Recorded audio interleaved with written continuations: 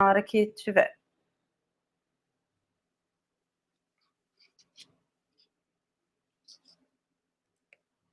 Boa noite, pessoal.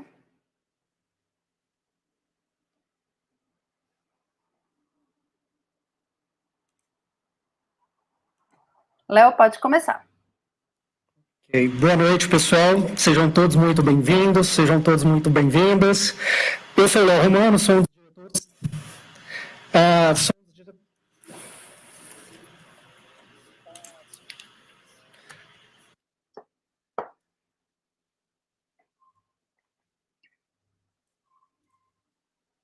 Oi, pessoal, desculpa, meu computador deu uma travadinha aqui. Boa noite a todos, sejam todos muito bem-vindos, sejam todos muito bem-vindas. Eu sou o Léo Romano, sou um dos diretores Léo. da ABS Minas e hoje vou conduzir esse workshop aqui junto da Ana Borges e do Gustavo Diáquero. Inicialmente, eu gostaria de agradecer a participação de cada um de vocês. Desculpa. Infelizmente, nós perdemos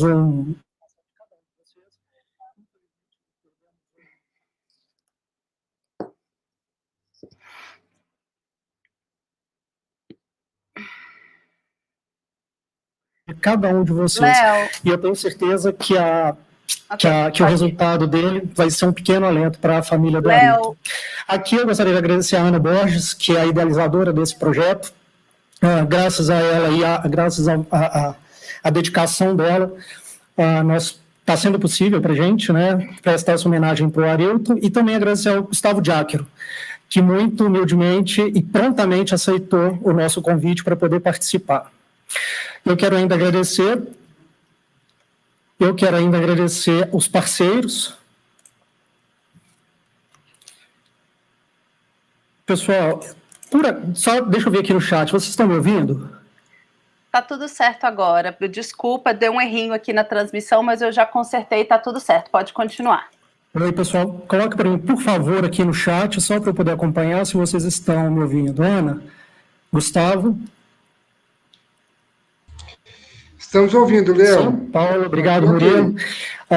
Dando continuidade, eu gostaria de agradecer aqui aos nossos parceiros, que é a Uva Escola Etílica, pela organização, a Associação Brasileira de Sommeliers, a Adega CB, o Super Nosso, Vai Vinho, o Espaço do Vinho, a Cantu Importadora, a Assemblage, o Wine Brands, a Premium Wines, a Ira Martins pelos vinhos, a Nossa Garrafeira, a Lenda Portuguesa, Casa Rio Verde, Rexby Band, Wine Enjoy, o Ronaldo Alves pela logística, a Liber Wines, Clara Borges pela arte, pelo design, a Pizzaria Olegário, a Denise Alves pelos livros e a Lulu Vinhas Confrarias pelo apoio na realização.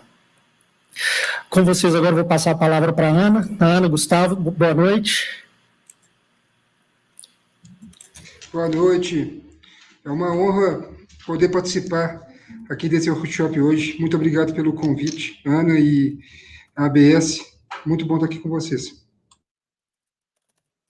Boa noite, gente. Peço desculpa pelas dificuldades técnicas. Somos todos novatos nesse mundo de live pelo YouTube. Eu queria só mostrar um pequeno vídeo. Eu estou muito emotiva, já peço desculpas. É um pequeno vídeo que a Malu, que é filha da Cíntia da Wine Brands, ela editou pra gente, tá? Com alguns depoimentos dos amigos.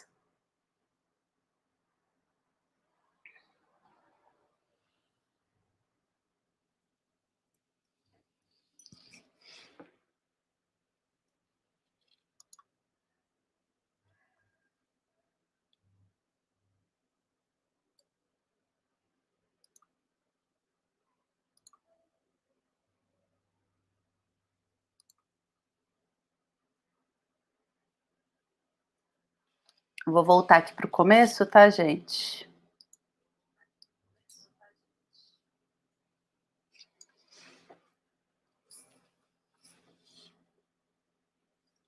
Prontinho.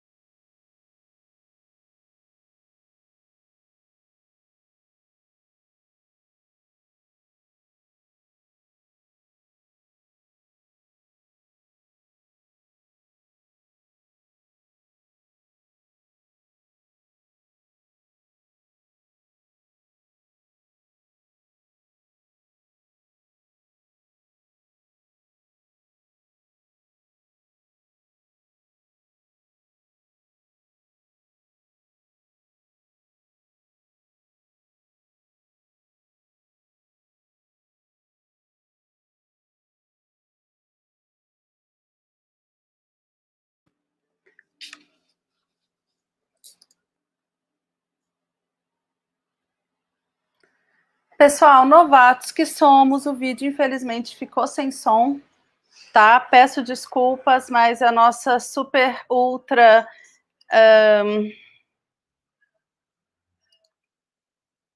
editora Malu, vou pedir para ela depois editar a aula para ela ficar certinho online com o vídeo. Peço mil desculpas. É um vídeo emocionante, eu estava assistindo ele no começo e eu já chorei algumas vezes, mas a gente coloca ele depois para vocês aqui com a versão gravada, tá bom?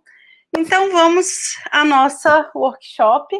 Pessoal, vou pedir para vocês deixarem os vinhos, o número 5 e o número 6 na geladeira, tá? Até a hora que o Gustavo, o Guiáquero, começar a falar, tá bom? Para a gente poder manter eles aí semi-fresquinhos na temperatura adequada.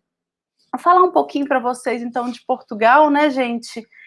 A gente tem, assim, um país, né, em termos de Brasil, muito pequeno, né, praticamente do tamanho do Espírito Santo, mas que tem uma diversidade de territórios e de vinhos e de uvas muito grandes.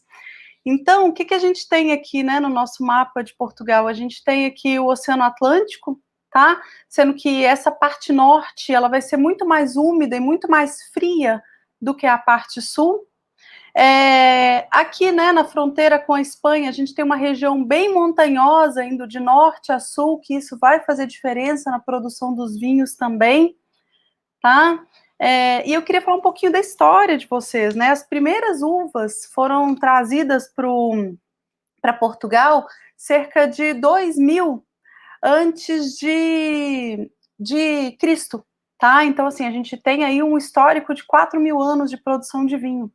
A gente tem aqui nessa primeira imagem um lagar de pedra esculpido, né, que eles esculpiam na pedra, pisavam as uvas, o suco da uva saía por esse buraquinho pequenininho, não sei se vocês conseguem ver, e aqui embaixo você colocava o seu recipiente, que na época ia ser ou de couro ou de barro, né, para poder fermentar essas uvas e ter seu vinho, né.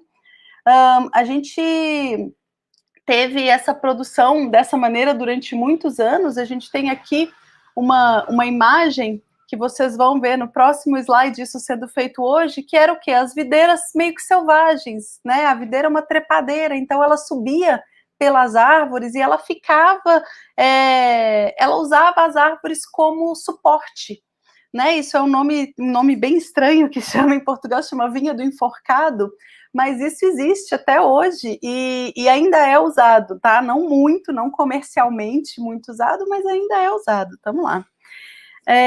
Então, gente, a gente teve as técnicas de vinificação trazidas lá pelos fenícios, lá atrás, pelos focenos e fenícios lá atrás, né? Antes dos romanos, né? E esse cultivo de uva e essa produção de vinho, ela durou durante muitos séculos. A gente teve a invasão moura, né, de toda a Península Ibérica, Portugal e Espanha, e mesmo assim ainda havia uma certa tolerância para com os cristãos, que falavam que estavam produzindo vinhos para rituais e para fins medicinais, mas na verdade havia consumo mesmo, mas havia ali uma certa tolerância, né, com esse consumo.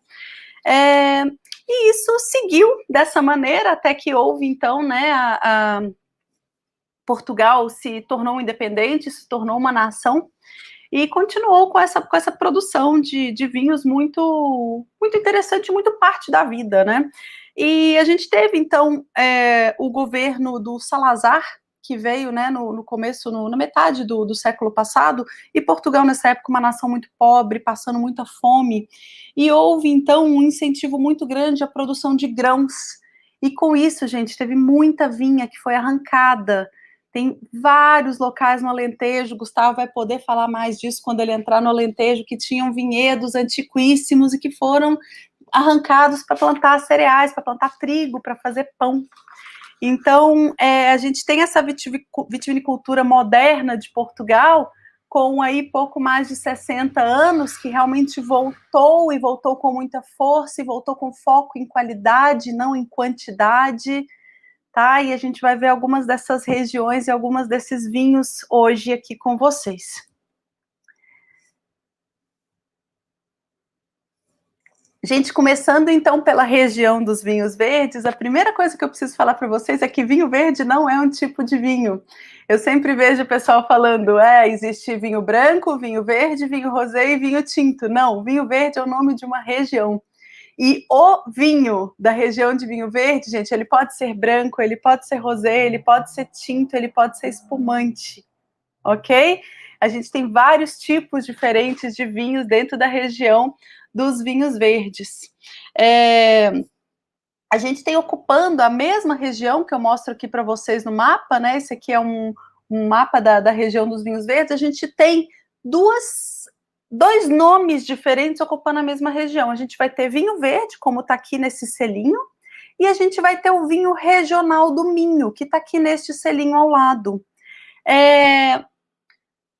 Teoricamente, um seria de qualidade superior ao outro, mas não é necessariamente verdade. Não sei se vocês sabem do caso, por exemplo, na Itália, dos super toscanos, né?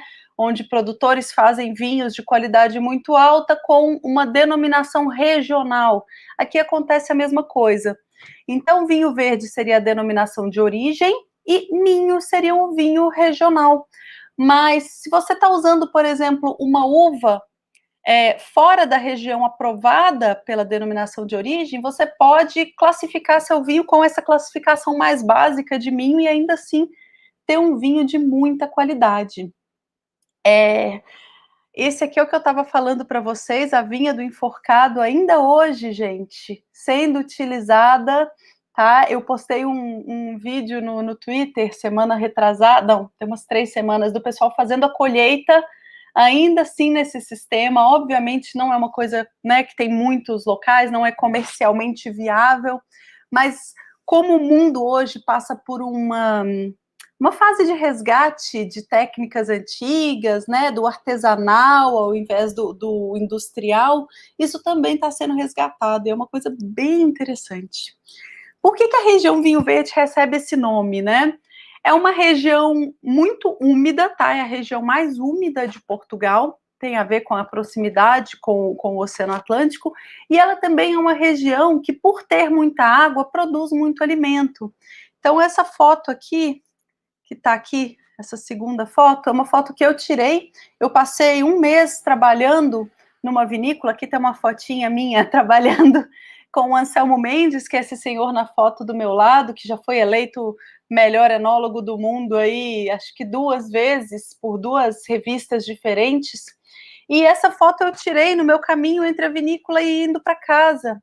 E isso, gente, mostra o tanto que a viticultura é uma coisa familiar, tradicional. Era um quintal onde as pessoas estavam produzindo uva, nesse caso é a Alvarinho, tá? Ainda naquele sistema de condução dilatada, né, naquele parreiral de vó. E ali no meio tinha uma plantação de milho para poder alimentar os bichos, para a família poder comer, fazer uma comida.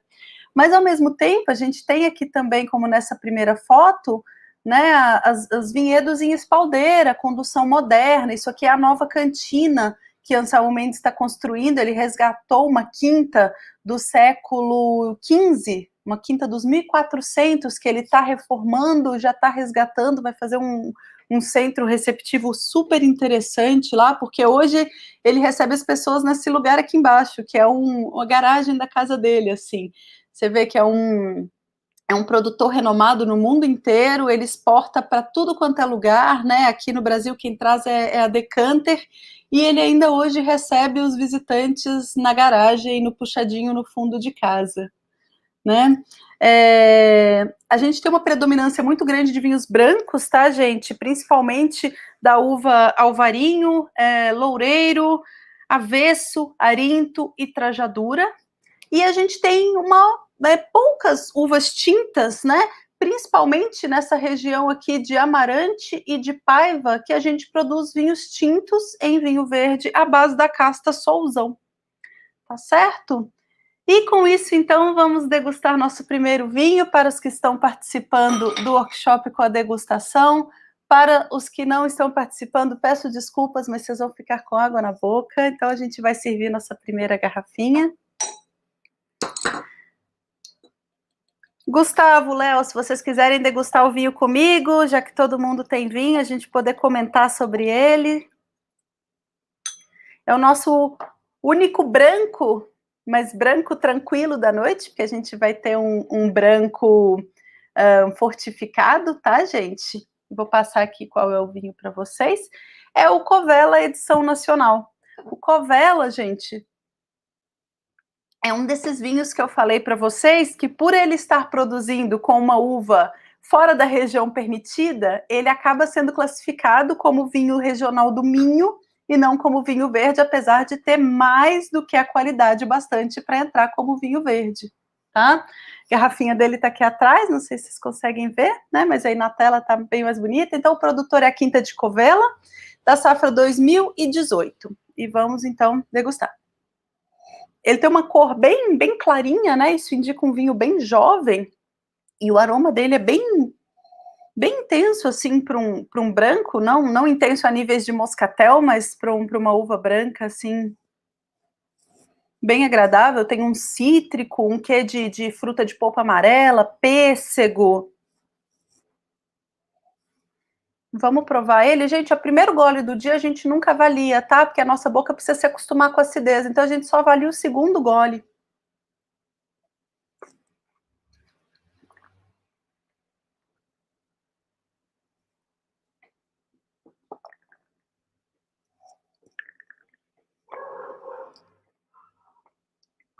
Se vocês passarem a língua no céu da boca, né?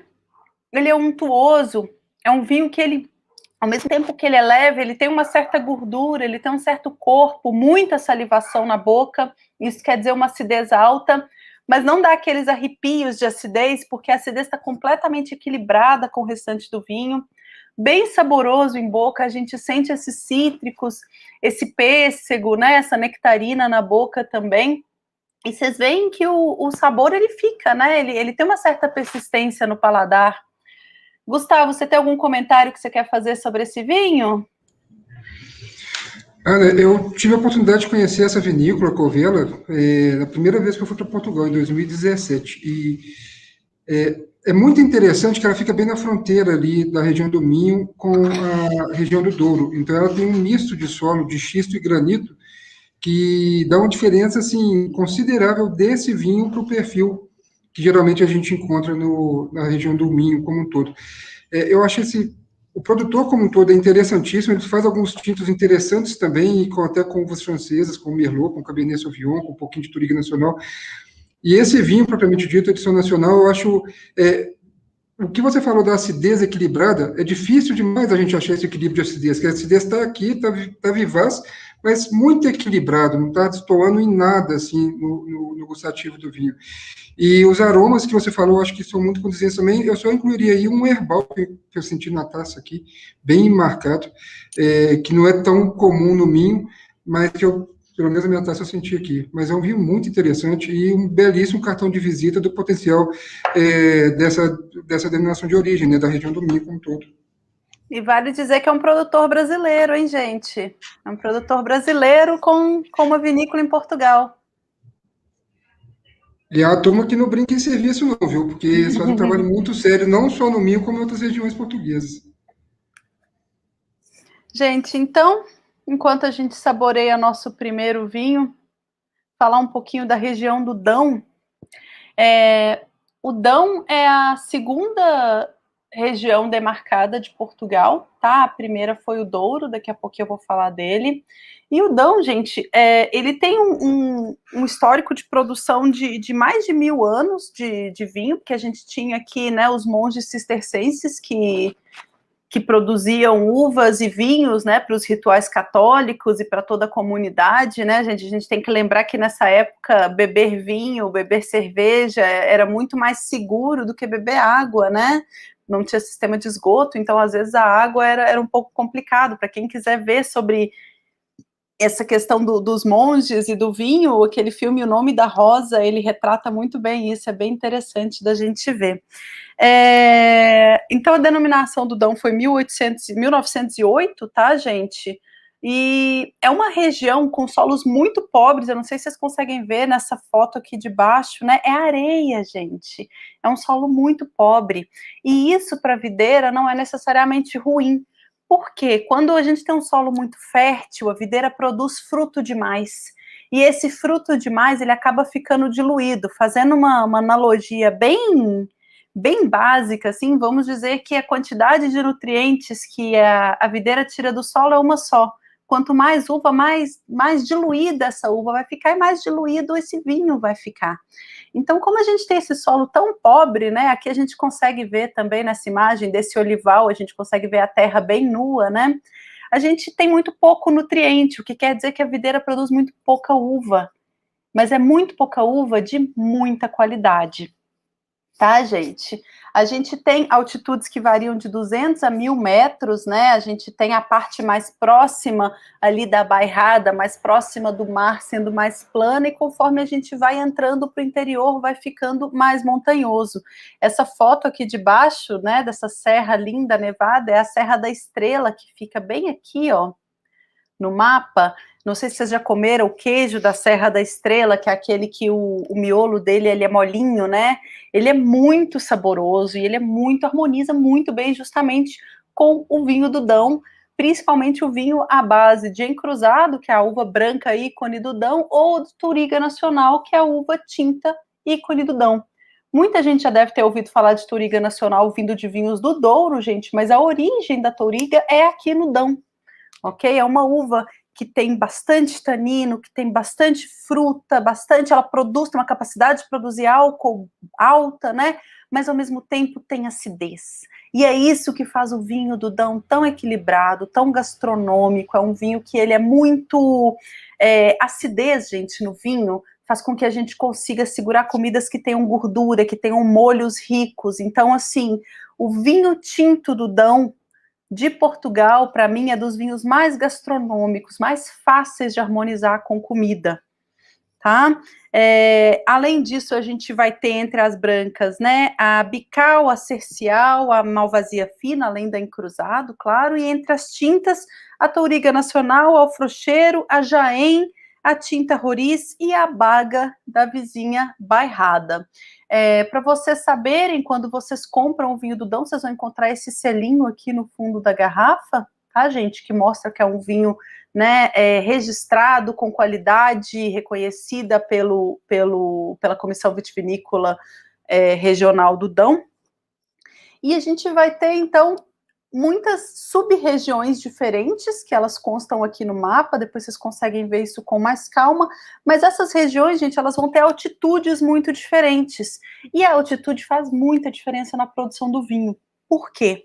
Quanto mais alta a região, maior a diferença de temperatura do dia para a noite, e essa noite mais friazinha que a altitude nos proporciona, ela faz com que a uva amadureça mais devagar, com que a uva retenha maior acidez, tá? E tudo que é feito mais devagar tem mais qualidade. Vamos fazer outra analogia de um pãozinho francês versus um pão italiano, que demora dias para crescer, né? Uma massa de fermentação natural.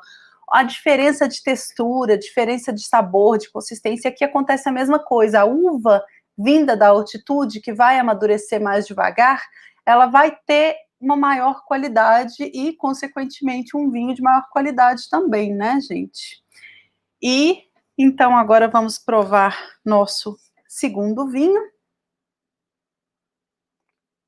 Para quem está degustando, gente, sempre um golinho d'água antes de provar o vinho, porque o álcool desidrata a nossa língua, e um golinho d'água é sempre bom para a gente poder reidratar a língua e conseguir sentir os sabores. Nós estamos, então, no nosso primeiro tinto da noite, tá? É um vinho do Dão. É o Barão de Nelas Touriga Nacional, 100% Touriga Nacional, tá? Ele é produzido pela Quinta de Santo Antônio do Cerrado. E esse vinho, gente, lembra que eu mostrei para vocês ali aqueles lagares de pedra? Esse vinho é produzido em lagares de pedra. E esse vinho é produzido com pisa a pé. Para quem já viu isso na TV, ou para quem já foi a Portugal e viu isso e acha que isso é só para gringo ver, só para agradar turista, gente, não é, tá? O Gustavo vai falar mais disso, mas a pisa-pé é fundamental na produção do vinho do Porto, na região do Douro, e a pisa-pé, assim como a vinha do enforcado lá no Vinho Verde, está sendo resgatada como aquelas técnicas ancestrais. E o Douro está à frente desse resgate da questão da pisa-pé, junto com o Dão. tem sido muito usado, cada vez mais vinhos vêm aparecendo com essas informações na ficha técnica, não precisa ficar com nojinho. Eu fiz estágio esse verão numa vinícola e eu fiz pisa-pé, a gente limpa muito bem, a gente até esteriliza o pé antes de pisar nas uvas, então não precisa ficar com nojinho de ter passado por pé. Tá, gente? Então vamos lá. É um vinho com a cor bem intensa, né? Ele é da safra 2013. Se vocês olharem na bordinha dele, assim, tombando a taça um pouquinho, olhando de cima para baixo, vocês veem que a bordinha dele já está começando a dar uma clareada. Isso indica uma certa idade. Ele já está aí com quase seus 8 anos, né? Nossa, e os aromas são muito interessantes. A gente tem, né, frutas pretas, a gente vai ter amora, a gente vai ter cassis, né, groselha.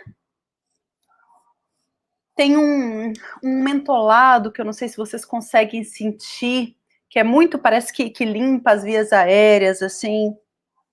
Tem uma questão de tabaco, de couro, um pouquinho de cheiro de barrica. Ele passa 12 meses em estágio em barricas de carvalho, mas são barricas semi-novas. Então não tem aquele aroma e aquele sabor forte de madeira, é uma coisa mais delicada, né? Nossa, gente, tem muito aroma. A gente poderia continuar aqui. Tem uma coisa meio balsâmica, não sei se vocês sentem. Vamos provar.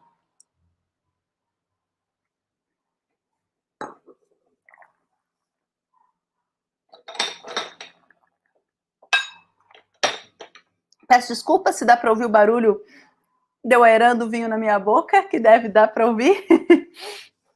Gente, presta atenção na acidez, tá? Como a gente tem uma salivação, menos do que o vinho anterior, mas a gente tem uma salivação, isso mostra o tanto que esse vinho é gastronômico.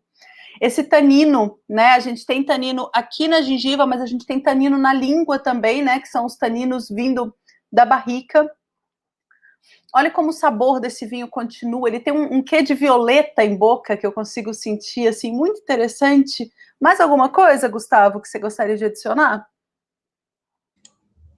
Ana, eu ia falar dessa nota de violeta que tem tanto no aroma como em boca, né? E é uma das referências que a gente tem da Touriga Nacional. A Touriga Nacional geralmente vai apresentar essa violeta para a gente em taça.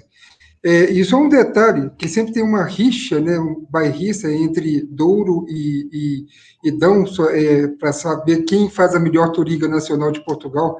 E essa disputa eu não vou colocar meu dedo nessa discussão, mas um detalhe que eu acho que tem que ser levantado é o seguinte: a elegância que a Touriga Nacional alcança na região do Dão é inigualável.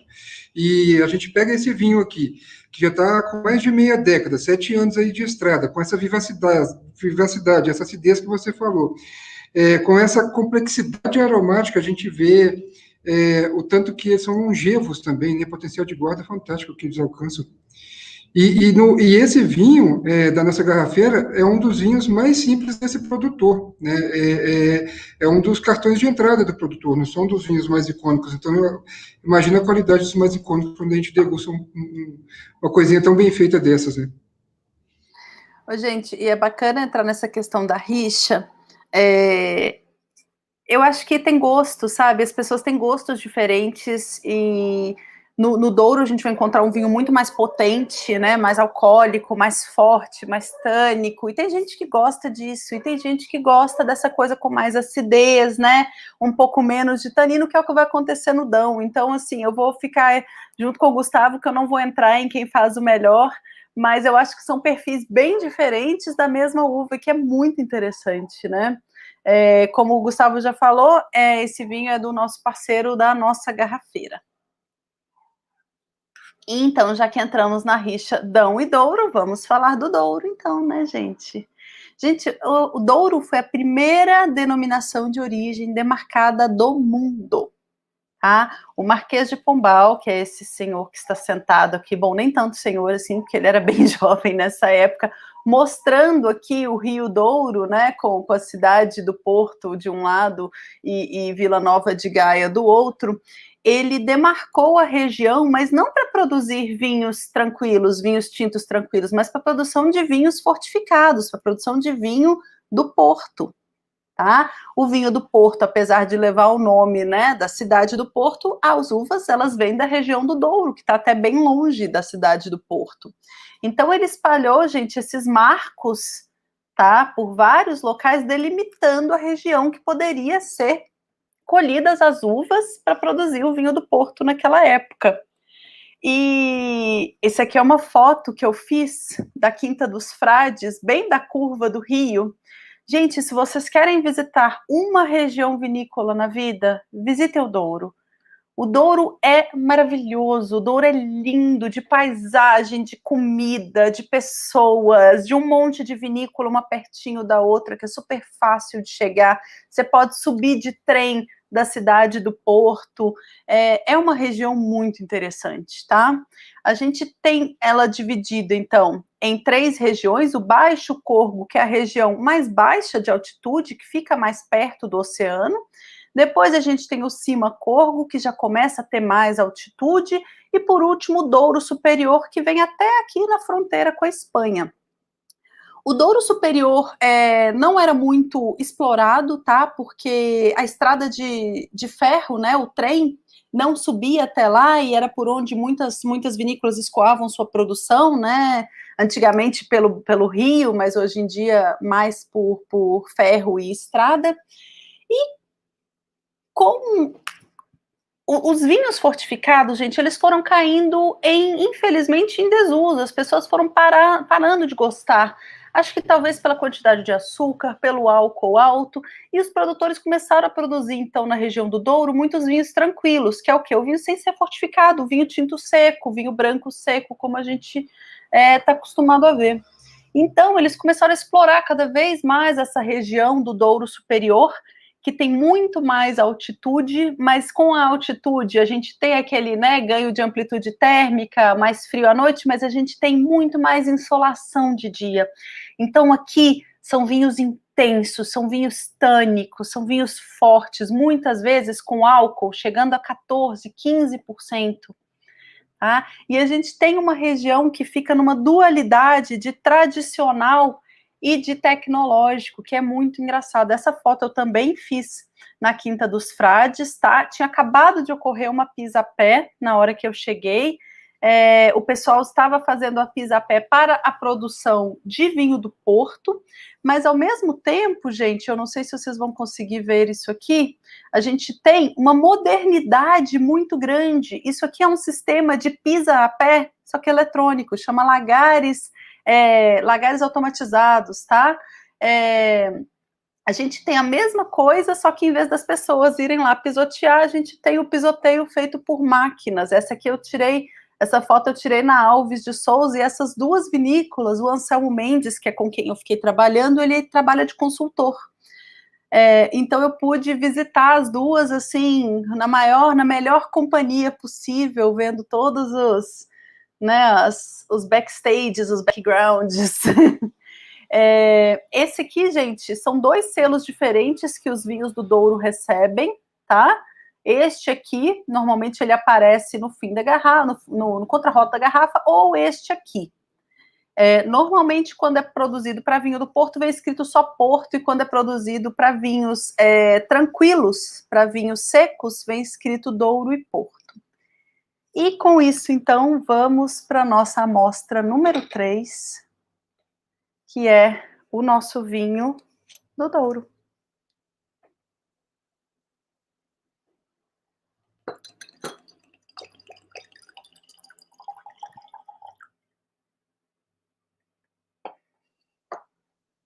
Se vocês compararem ele com o anterior, né, ele tem muito mais pigmento, ele tem muito mais cor. Por quê? Pelo clima, tá? Que o Douro é mais intenso, o Douro tem mais sol. Gente, pensa na pele de quem trabalha na roça, a pele não fica mais grossa? A uva no Douro, como lá tem mais sol, a pele da uva acaba ficando mais grossa. Então ela desenvolve mais o quê? Mais tanino e mais cor, que é o que está presente na pele da uva, né? E também esse é um vinho muito mais jovem, né? Se vocês conseguem ver aqui. Opa! É um vinho da safra 2018, é o Quinta dos Mursas, Minas, tá? Não tem nada a ver com a nossa Minas. E é um vinho produzido pela Herdade do Esporão, que é uma vinícola lá do Alentejo, né? Mas que tem operação aqui no Douro também. É um corte de Touriga Nacional, Touriga Franca, Tinta Francisca, Tinta Roriz e Tinto Cão. Gente, os nomes das uvas em Portugal são das coisas mais engraçadas do mundo, né? Portugal tem 250 uvas autóctones, briga o tempo todo com a Itália para ver quem é o país com maior número de uvas que só existem ali. Mas se você for pensar na extensão do território, Portugal acaba ganhando, porque Portugal é muito menor do que a Itália. Então, proporcionalmente, Portugal vai ter mais uvas autóctones do que a Itália. Não fala isso para os italianos, hein? Então, gente, olha como o aroma aqui, né? A gente tem a Touriga Nacional em comum com o vinho anterior, mas não é o mesmo, né? Não é o mesmo, não é só a Touriga, a gente tem outras uvas no corte. Então, aqui, a gente tem um cheiro mais adocicado, a gente tem algo de frutas pretas e de frutas vermelhas, né? Então a gente começa a ter uma coisa um pouco mais docinha, de uma groselha, de uma cereja também, mas assim, uma fruta bem madura, mostra o clima quente, até esse cheiro doce que dá a impressão que o vinho vai ser doce e ele não é, ele é seco. Isso vem com esse calor, né? Isso mostra esse calor todo dessa região. Gente, os vinhedos são plantados em encostas, tá? Se você voltar aqui, vocês vão ver que são encostas muito íngremes, né? O pessoal tem que fazer esses patamares, esses socalcos, eles têm que trabalhar a montanha de modo a permitir que a uva seja plantada ali. Não é tão simples fazer vinho no Douro quanto nas outras regiões, até isso reflete no preço do vinho do Douro, né? E a vinificação ela é tradicional e depois esse vinho passa 9 meses em barrica de carvalho francês usadas. Vamos provar então. E aqui tem um pouquinho daquela violeta de novo, né, Gustavo?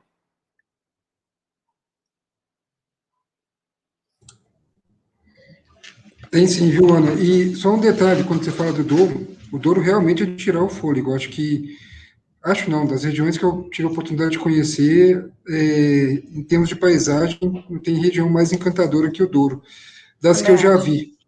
E um detalhe interessante, acho que vale a pena conhecer o Douro, sim, mas só não vai lá no verão, porque ali o sol judia e judia muito. Eu peguei. É infernal. É infernal. Eu peguei temperaturas altíssimas lá no outono até.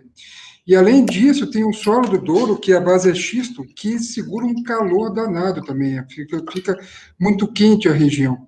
E eu acho que é isso que vai fazer toda a diferença da Touriga Nacional do Dão para a Touriga Nacional do Douro. Aqui a gente tem a violeta que você disse, e ela está bem marcada, mas aqui a gente já pega um pouco mais de picância, um pouquinho mais de especiarias secas, algo de tempero mesmo aqui nesse vinho. E eu acho que é inerente ao terroir, inerente ao xisto ali, ao calor da região, boa parte do ano.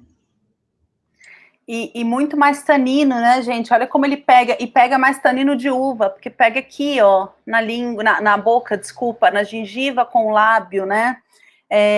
A gente tem essa complexidade de ter outras uvas, de ter mais uma família de aromas. Opa, só um minutinho.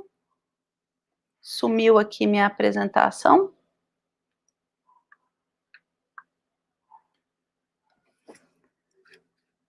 Só um minutinho, gente, mas vamos continuar falando do vinho. Esse vinho, ele tem muito tanino, muito sabor, muito aroma, né? Ele é muito interessante nesse sentido. Parece que a internet deu uma caidinha aqui, que eu trabalho com 2 computadores. Gente, peço desculpa, já estamos voltando aqui.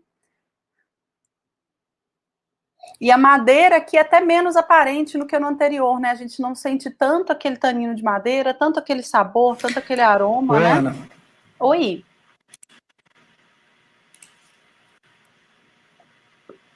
Pode falar, Léo. Então, te interrompendo um pouquinho, tem uma pergunta aqui do Maico Rodrigues. Ele está perguntando como que é a relação dos produtores estrangeiros em terras portuguesas. Se são bem aceitos, e no caso do primeiro vinho, o produtor é brasileiro, certo?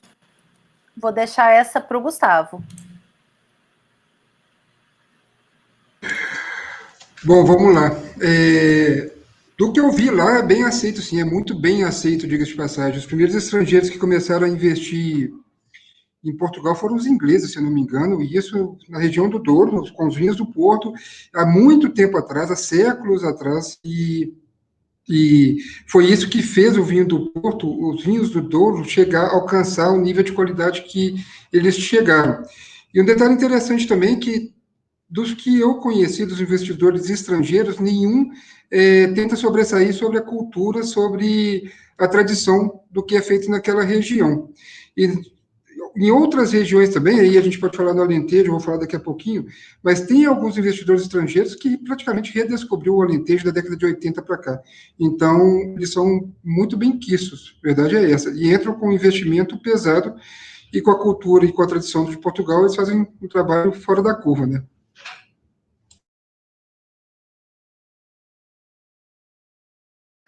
Inclusive, gente, tem uma leva de brasileiros chegando em Portugal agora. O pessoal dos vinhos naturais lá do sul, a Lisete Vicari, o Gu, que é o filho dela, compraram uma terra ali pertinho de Lisboa. Tem pessoal daqui de Belo Horizonte que tem vinícola, tem um pessoal daqui de Belo Horizonte que está comprando vinícola, tem muito estrangeiro. Como eu falei para vocês no começo, a gente estava vindo, né, daquela recuperação, né, dos anos de fome, Portugal muito pobre, então esse pessoal, né, que é o casal, que é o, como é que é, australiana e sueca, que é aquele pessoal que foi para o Alentejo, Gustavo, daquele vinho que ninguém pode falar quais as uvas? Na verdade, ela é californiana, se eu não me engano, e ele é sueco. É da corte Então não é Sicília. australiano. Né, eles foram para lá, eles começaram a fazer um vinho com Syrah, que não podia plantar no Alentejo. Então, assim, eu acho que eles são muito bem aceitos, sim. Tem mais alguma pergunta, Léo? Ou seguimos?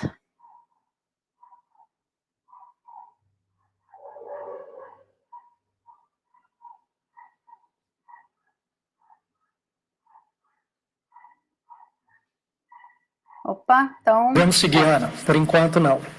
Tá. Gente, então, é isso que eu tinha para passar para vocês aqui hoje.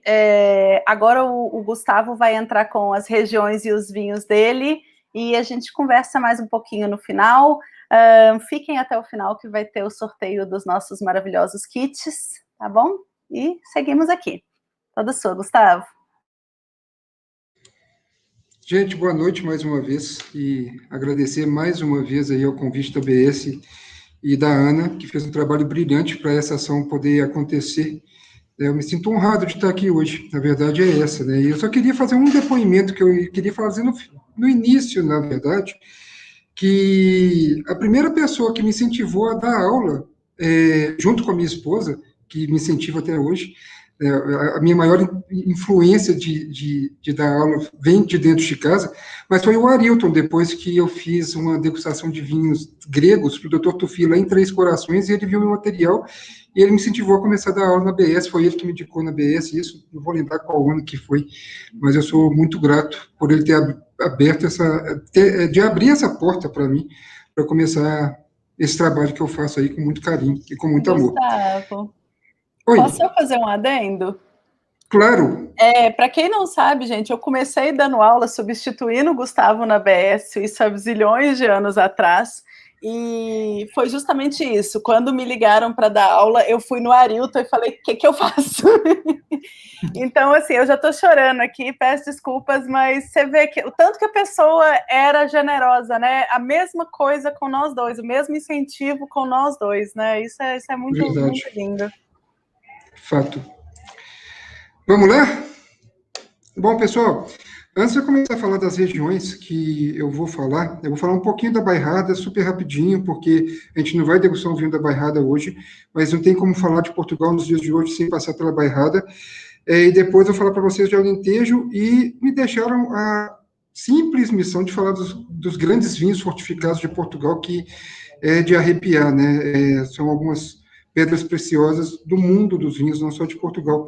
Mas eu queria sugerir vocês já tirar principalmente o vinho do Porto, que vai ser o nosso último vinho da geladeira, e já coloquei ele na taça e deixar ele quietinho lá, deixar ele respirando um pouquinho, eu acho que vai fazer bem para o vinho.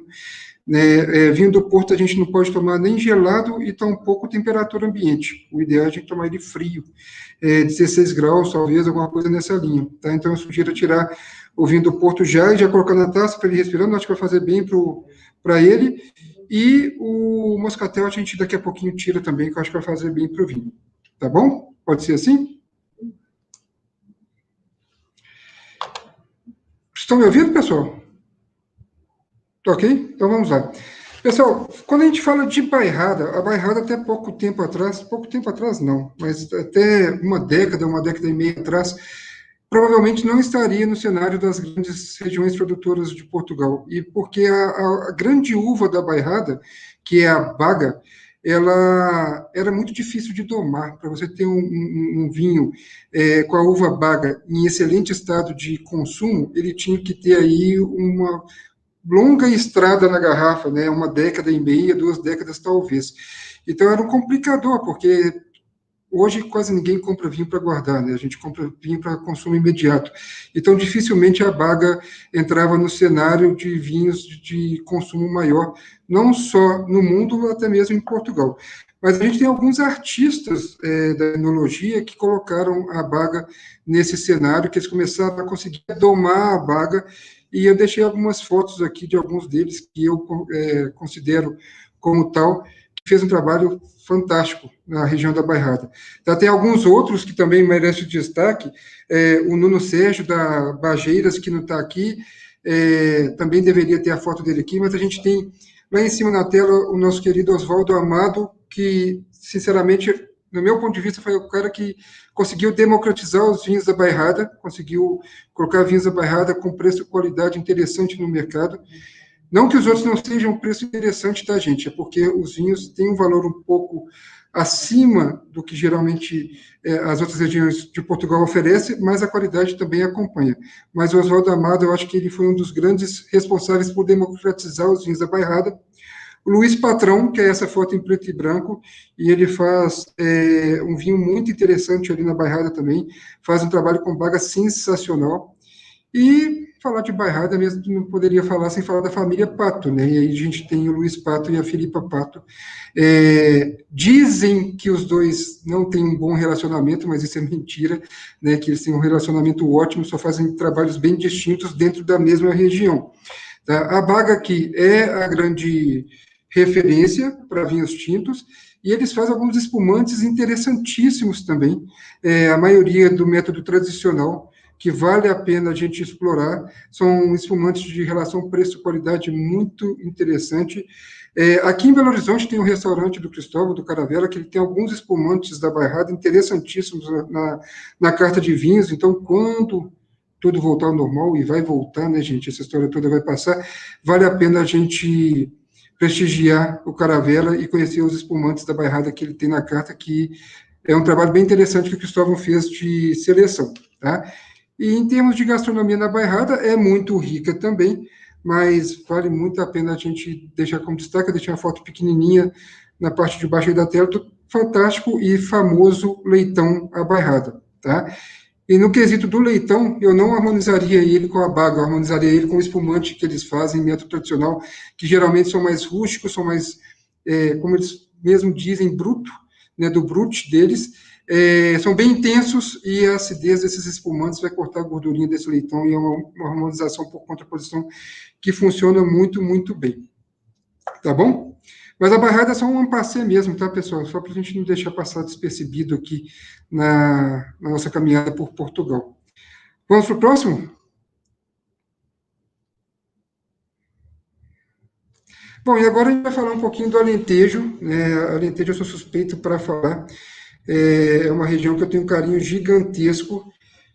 Tive a oportunidade de participar de um torneio no Alentejo no ano passado, e onde eu fiquei em primeiro lugar. Então, sou o atual embaixador dos vinhos do Alentejo no Brasil, com muito orgulho e com muita honra, né? Porque, para mim, é uma responsabilidade muito grande poder falar desses vinhos aqui no nosso país. O Alentejo é uma região muito grande, com uma paisagem deslumbrante. Não em termos de paisagem, mas o Alentejo lembra muito Minas Gerais no quesito de costumes, de hábitos, e não é por menos, tá, pessoal? A maioria dos bandeirantes que vieram para Minas na época da colonização, para tentar desbravar territórios atrás de pedras preciosas, esses bandeirantes eram oriundos do Alentejo. Então, junto com eles trouxeram muito da cultura alentejana, tanto da gastronomia, quanto dos tricôs, dos arraiolos, e algumas outras coisas dos hábitos alentejanos a gente tem enraizado aqui em Minas Gerais. E não é à toa que lá no torneio o pessoal falava assim para mim: você foi muito bem nas harmonizações, você foi perfeito nas harmonizações. Mas para um mineiro falar de harmonização de vinho alentejano é muito fácil, é só pensar na nossa gastronomia que dificilmente a gente erra, tá? E então nesse quesito eu tive uma certa vantagem com os outros que estavam lá concorrendo. E nessa viagem, gente, quem estava comigo é o Renato Vinhal. Eu não sei se ele está aqui hoje, ele trabalha na casa Rio Verde, e é um baita sommelier que a gente vai escutar falar muito, porque o cara tem um potencial fantástico. Mas falando do Alentejo, o Alentejo é a maior região vitivinícola de Portugal, ela fica um pouquinho abaixo ali de Lisboa, tá? Logo depois do Rio Tejo, por isso o nome Alentejo, né? O Rio Tejo é um rio grande que corta ali a cidade de Lisboa, a saída da cidade de Lisboa, e tem um potencial muito grande. Para mim, a região do Alentejo é uma das regiões mais democráticas que tem, não só em Portugal, como no mundo inteiro. A gente consegue vinhos alentejanos de boa qualidade na casa dos R$30 em solo brasileiro, né? Isso é raríssimo, um dia da gente encontrar vinhos de boa qualidade nessa faixa de preço, com essa carga de impostos e afins que nós temos, até vinhos icônicos que são sensacionais, e o preço, o valor agregado acompanha também, né? E a gente pode falar vários. Eu acho que o mais ilustre de todos eles é o Peramanca, que é produzido pela Fundação Eugênio Almeida, ali na sub-região de Évora. Falar em sub-regiões, o Alentejo são 8 sub-regiões. Eu vou tentar falar 10 minutinhos de Alentejo é judiação, viu? Isso foi uma judiação que vocês fizeram comigo, porque vou tentar acelerar aqui para falar dessas regiões, mas vamos lá. Se a gente for pegar esse mapa que está aí na tela, a primeira região lá em cima é Borba, e a Borba tem um solo com a base de mármore, faz vinhos elegantíssimos, muito interessantes. Depois a gente vai ter, logo depois de Borba, Évora, e de Évora sai uma quantidade de vinhos interessantes também. Ali está a Fundação Eugênio Almeida, que faz um vinho que eu acho que talvez é um dos mais consumidos aqui no Brasil, que é o Cartucha, né? Nós brasileiros somos um pouco fãs desse vinho, né? Eu acho que o Cartucha, fora de Portugal, o país que mais vende é aqui no Brasil. Depois, lá embaixo, né, a região, não sei se dá para ver os números aí no mapa, na tela de vocês, mas lá embaixo, a região número 3 é a Grande Amareleja, lá na fronteira com a Espanha, mais embaixo. Grande Amareleja, gente, para falar a verdade, isso aí, Ana, obrigado. Grande Amareleja, para falar a verdade, são verdadeiros heróis quem fazem vinhos ali, viu? Porque ali é um deserto, tá? Ali é coisa para corajosos produzir vinhos. A região está bem na fronteira com a Espanha, e os vinhos produzidos ali em Grande Amareleja são muito dramáticos, sabe? São vinhos mais rústicos, não são tão frutados como a gente entende os vinhos do Alentejo como um todo.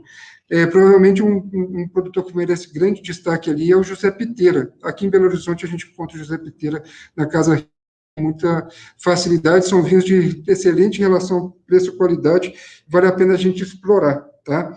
E falando em Grande Amareleja, vale a pena a gente falar um pouquinho rapidinho dos vinhos de Itália, né, que é uma história linda no Alentejo. O Pedro Ribeiro recentemente falou que perguntaram para ele, Pedro Ribeiro é um baita enólogo do Alentejo, e perguntaram para ele se vinho de Itália era uma moda atual. Eu falei assim, é uma modinha, de mais ou menos uns 4.000 anos.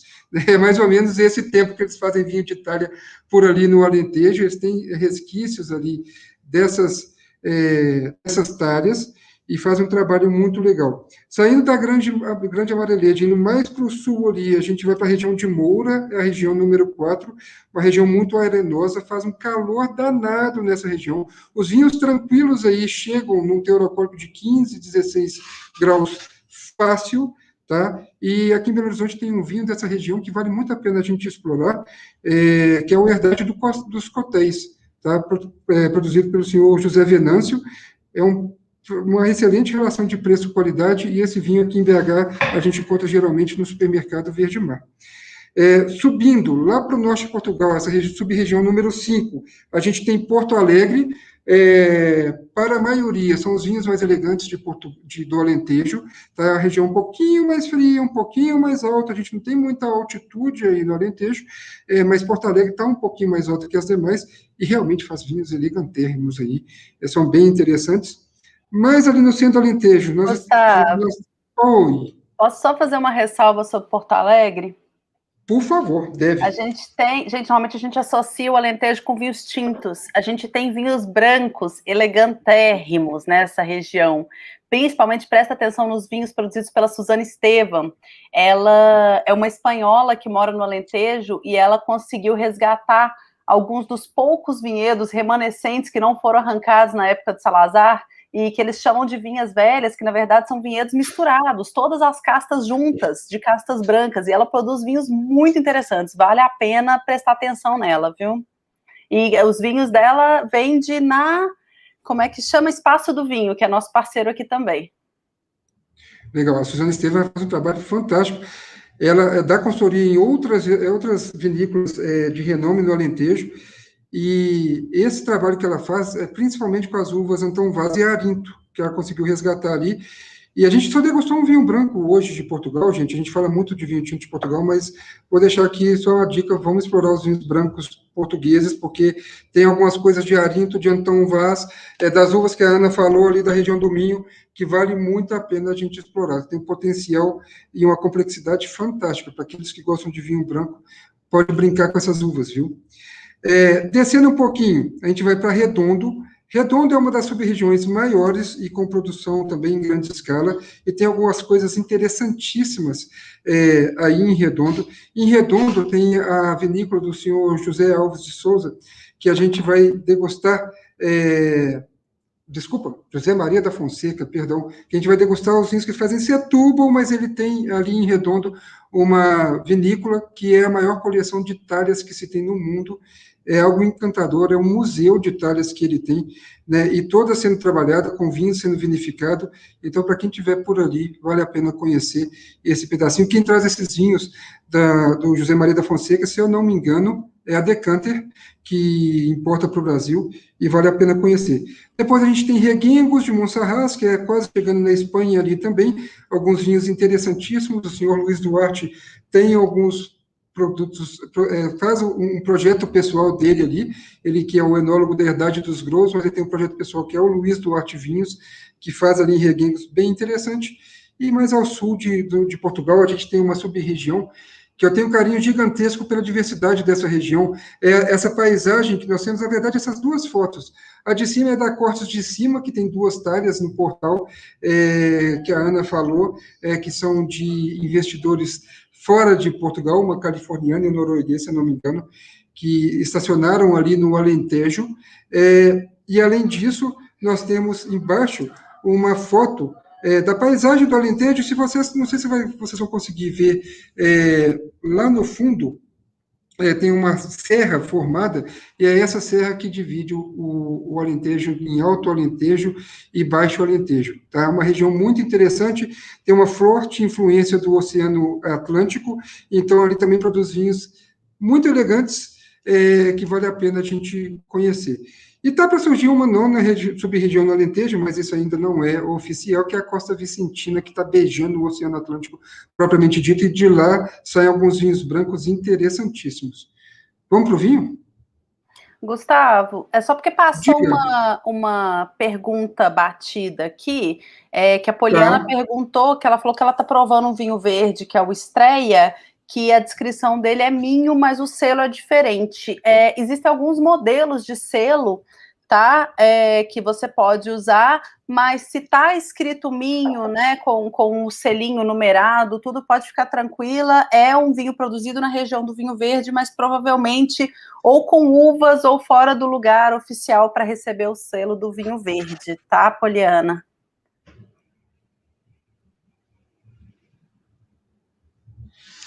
Bom, gente, e agora a gente vai para o vinho que nós vamos degustar do Alentejo, que é o Herdade de São Miguel, o Colheita Selecionada. Esse vinho é de uma vinícola que se chama Casa Relvas. É muito interessante o trabalho que eles fazem, e eu acho que o Casa Relvas, quem traz a Casa Relvas para o Brasil é a Cantu. um grande exemplo daquilo que eu falo da democratização dos vinhos alentejanos, porque é uma vinícola que traz vinhos simples para o dia a dia, para o cotidiano mesmo, aquele vinho que quando eles brincam, esse vinho sempre se harmoniza com o quê? Com pipoca assistindo algum seriado da Netflix. É vinho sem pretensão de ser algo de grande complexidade, né? E a Casa Helvas, eles conseguem fazer esse estilo de vinho, até vinhos icônicos, vinhos fantásticos.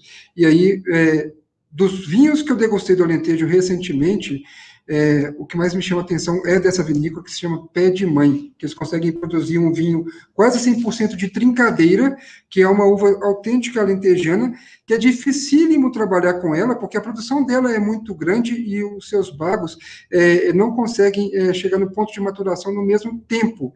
Então é complicadíssimo trabalhar com a trincadeira, mesmo em terras alentejanas, e aí o pessoal da Casa Helvas me faz seu vinho icônico com trincadeira, e é de emocionar, uma trincadeira meio que selvagem, que eles não irrigam, não fazem nada com a uva, deixam ela na natureza e deixam ela se virar. E quando eles conseguem engarrafar essa uva de altíssima qualidade, é um vinho que se chama Pé de Mãe.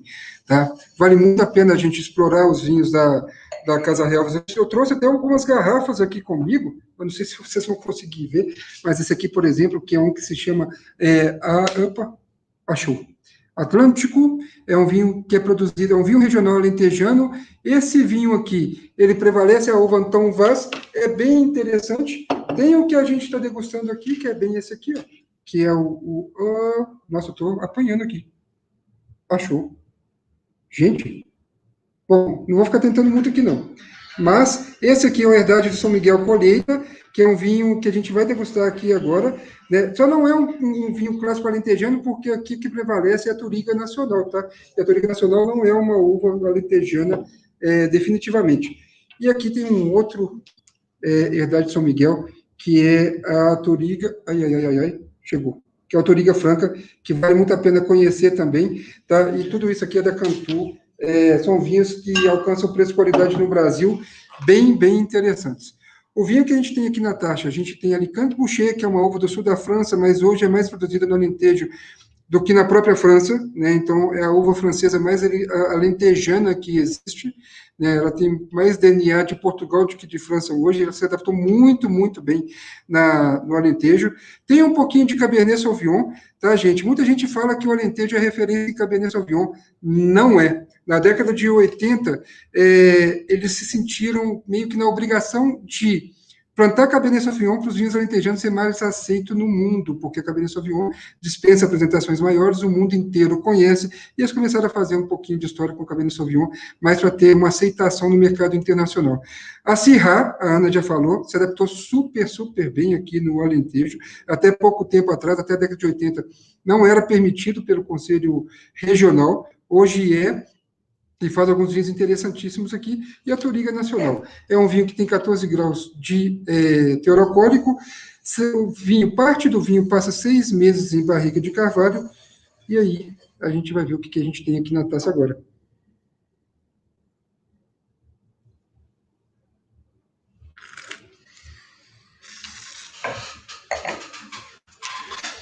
Bom, pessoal, aqui eu acho que está, apesar de ser uma porcentagem um pouquinho maior de Touriga Nacional, acho que está bem aqui a personalidade do Alentejo, né?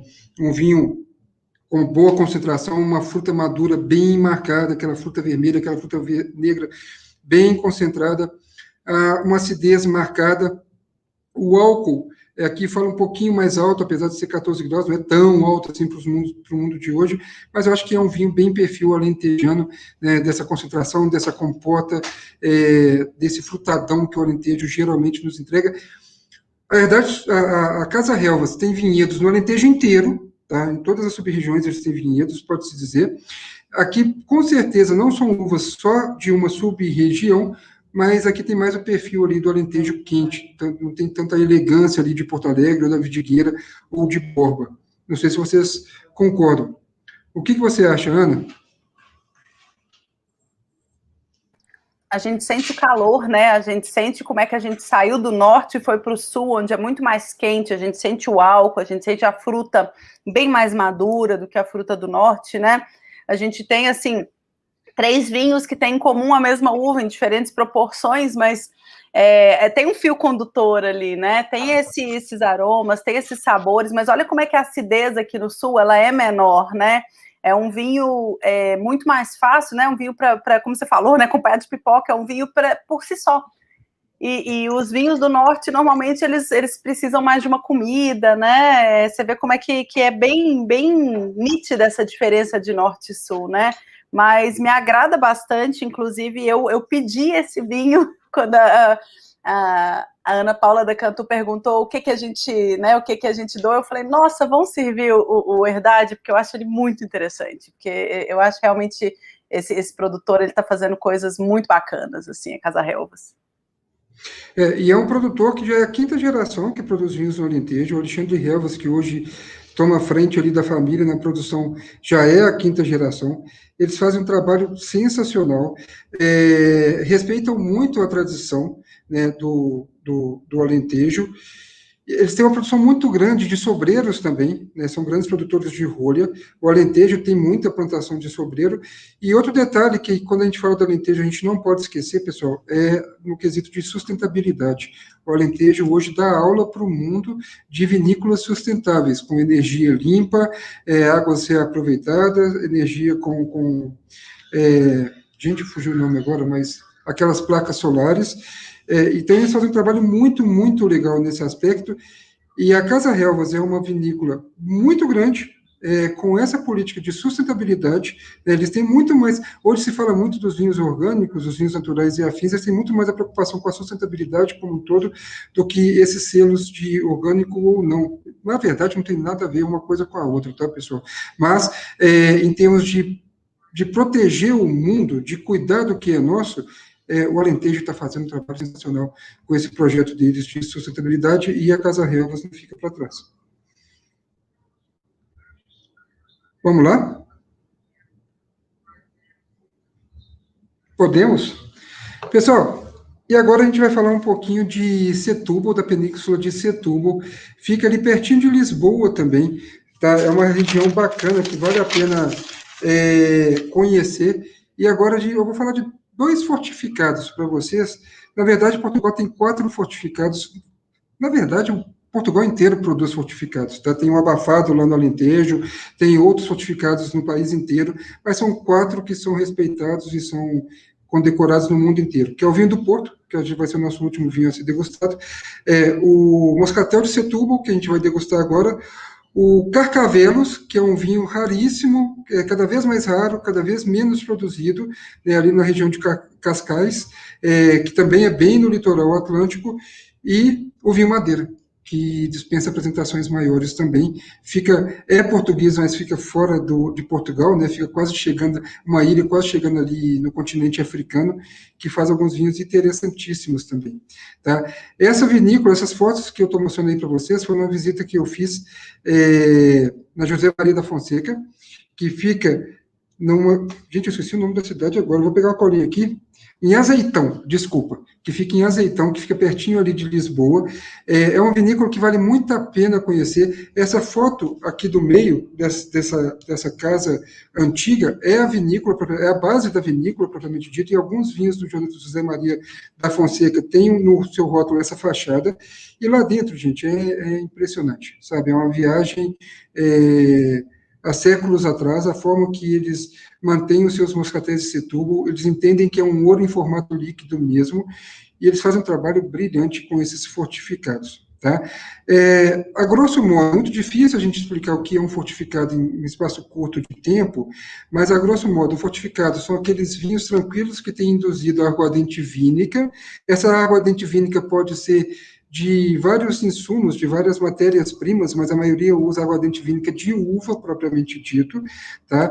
E, geralmente, isso acontece para os vinhos terem mais longevidades, maior concentração e mais estrutura para aguentar longas viagens, ok? Então, vinhos fortificados, a grosso modo, de uma forma simples de explicar, direta, são vinhos que têm adição de aguardente vínica no seu vinho tranquilo. Então, com isso, a gente vai ter um teor alcoólico elevado por causa da aguardente vínica e vai ter uma glicose residual bem aparente também, porque as leveduras, quando você adiciona a aguardente vínica, as leveduras morrem e param de fazer a fermentação. Então, você vai ter a glicose bem marcada da própria uva e o álcool da aguardente vínica. Tá? As fotos que aí estão são as fotos de dentro da José Maria da Fonseca, são fotos antigas, aí tem vinhos do século XIX, aí tem vinhos do século XVIII, tá, que tem armazenado nessas barricas. Algumas barricas dessas, que estão aí até hoje, são feitas de pau-brasil, da época da colonização do Brasil, tá, e eles mantêm isso, eles fizeram alguns testes de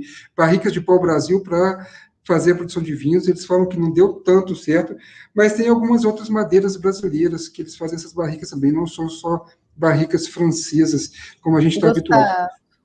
Pois não. Tem muita barrica de mogno no Douro, mogno brasileiro, até hoje. Aqueles grandes tonéis do vinho do Porto, até hoje, e eles são praticamente todos de mogno brasileiro, vindo há um século, 2 séculos atrás.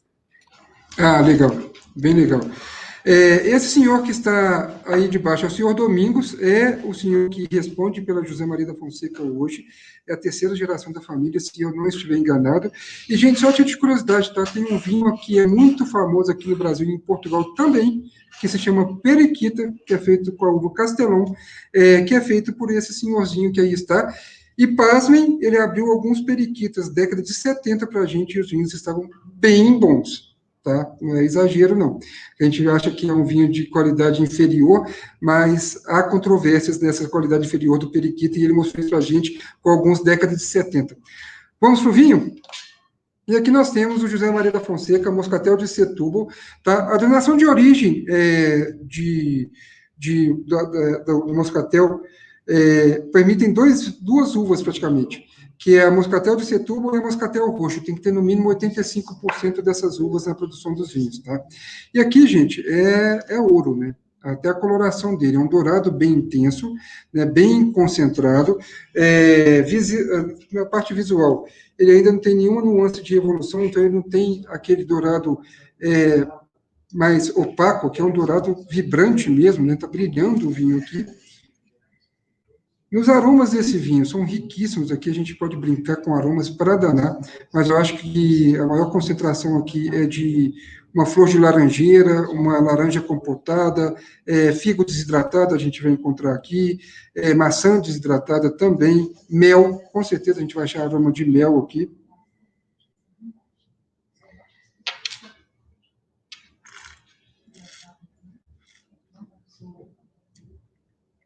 É um vinho com bastante concentração, a glicose residual bem aparente, não poderia ser diferente, né? Os portugueses gostam de chamar isso aqui de vinho de meditação, tá? Eles gostam de tomar esse tipo de vinho depois da sobremesa, né? Nem acompanhando a sobremesa. Isso aqui com um queijo mais forte funciona muito bem, com algumas castanhas, alguns nozes também, alguma frutinha desidratada funciona muito bem também, tá? Não precisa de muito detalhe para harmonizar isso aqui, não. E é um vinho que é encontrado facilmente no Super Nosso, tá, gente? Vale muito a pena conhecer. O Super Nosso trabalha com uma seleção considerável de José Maria da Fonseca e alguns vinhos tranquilos com preços interessantíssimos que vale a pena a gente explorar para o dia a dia aí. Tá ok?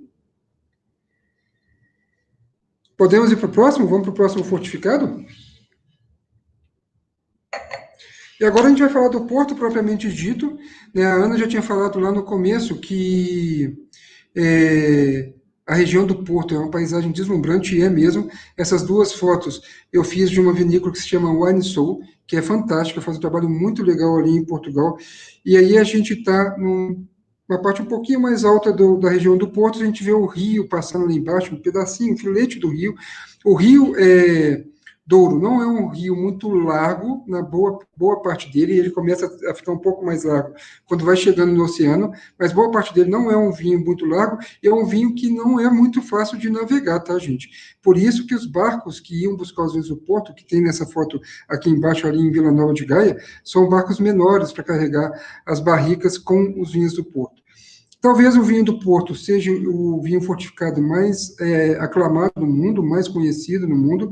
Há controvérsias, né, gosto pessoal. Não só tipo, Portugal faz grandes vinhos fortificados, a Espanha faz algumas coisas interessantíssimas ali em Jerez, o sul da França faz alguns banhos sensacionais, a Itália também faz alguns vinhos ali na Sicília sensacionais fortificados, mas o Porto talvez seja o mais famoso, e isso graças aos ingleses, que esse vinho caiu no gosto dos ingleses alguns séculos atrás e fez a sua fama, e não é à toa que tem esse potencial que ele tem hoje. Tá? Os vinhos do Porto, eles são feitos na região do Douro, obrigatoriamente.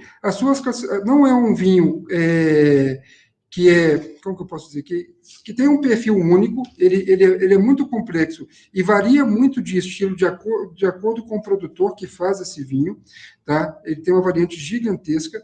As classificações, a gente tem o vinho rosé, o vinho Porto Rosé, que é bem, bem recente, é um vinho que foi lançado, eu acho que em 2008, se eu não me engano, se não foi em 2008, propriamente dito, foi próximo disso, é um vinho mais cosmopolita, um vinho mais moderno, mais atual, é um vinho que o pessoal geralmente toma com pedrinha de gelo, beira de piscina, é um vinho bem interessante, vale a pena explorar, mas mais com essa visão cosmopolita. Né? Temos os vinhos brancos, que são poucos explorados por nós brasileiros, infelizmente. Pouquíssimos restaurantes trabalham com vinho do Porto Branco e eles servem muito bem como um aperitivo para iniciar a refeição, acompanhando ali alguns snacks secos, alguns snacks fritos também, funciona bem, né? E como aperitivo ele funciona legal.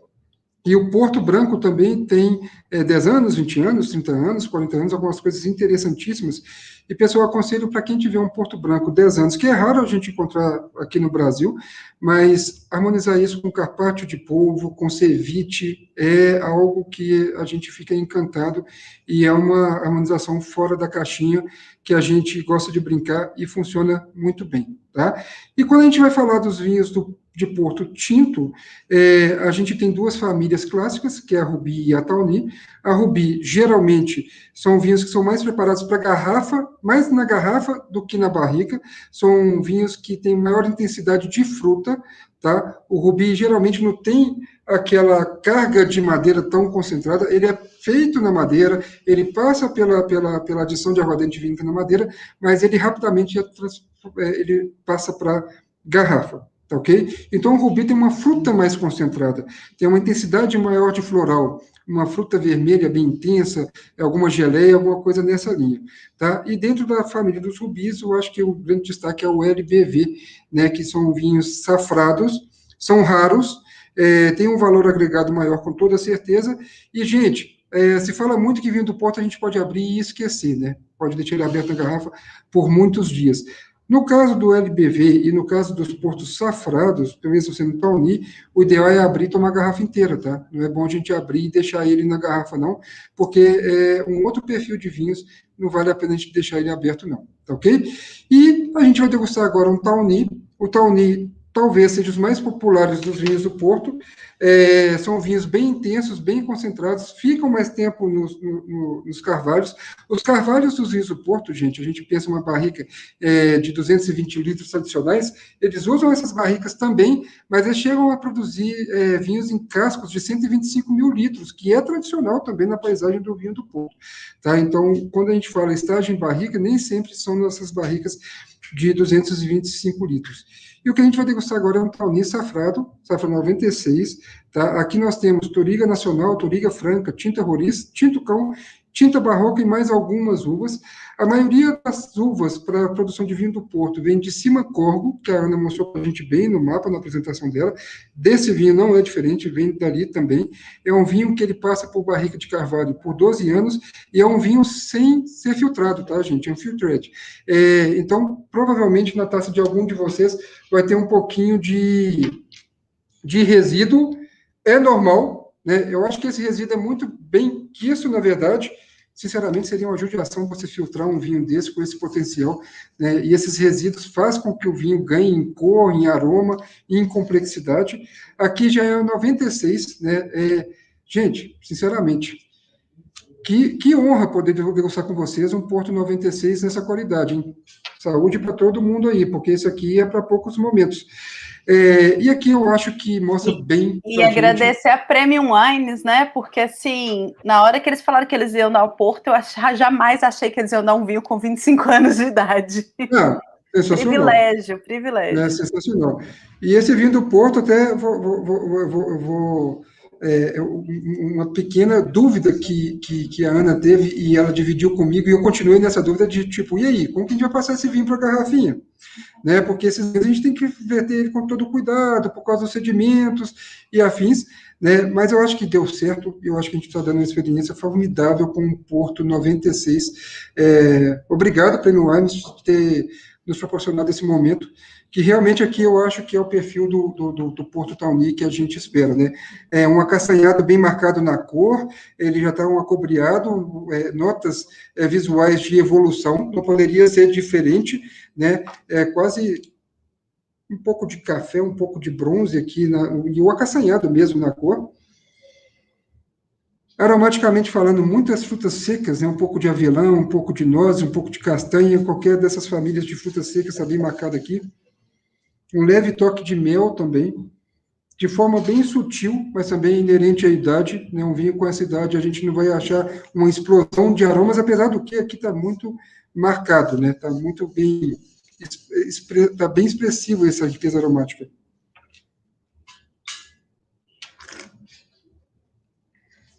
E em boca um encanto, né, gente?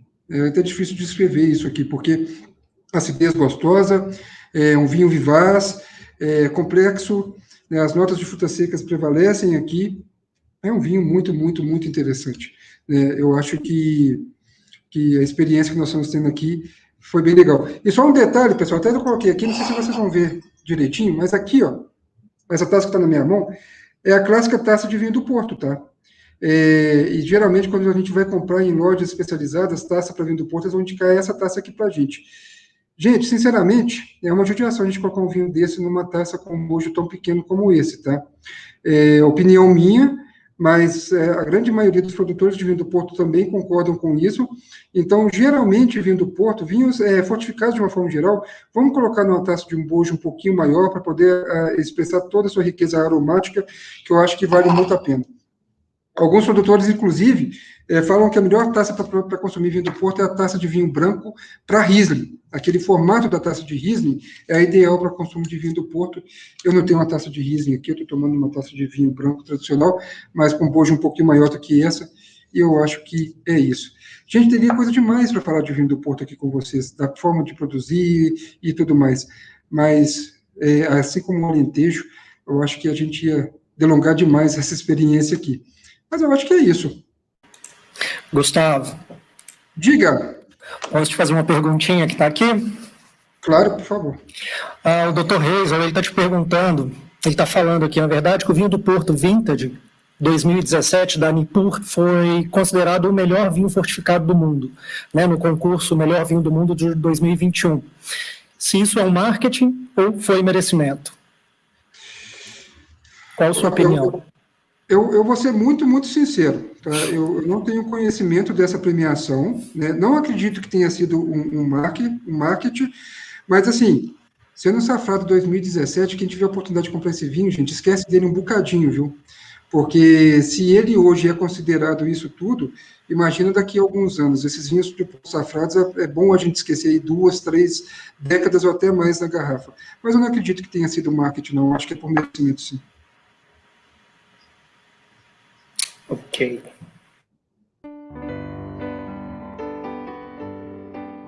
O Arilton era uma pessoa muito afável, muito educada e muito gentil. Um cara que todo mundo ele conseguia tratar todo mundo muito bem, assim, é um cara que não tinha, todos eram amigos, né? Ele fazia questão de falar isso. Grande pai, gigante amigo, sommelier incrível. Para mim, o Arilton sempre foi sinônimo de muita alegria, né? Sempre foi sinônimo de muita amizade, simplicidade, sabe? Sempre muita parceria. Falar do Arilton é extremamente prazeroso. Queria fazer um brinde ao meu amigo Arilton. Vai estar sempre no meu coração.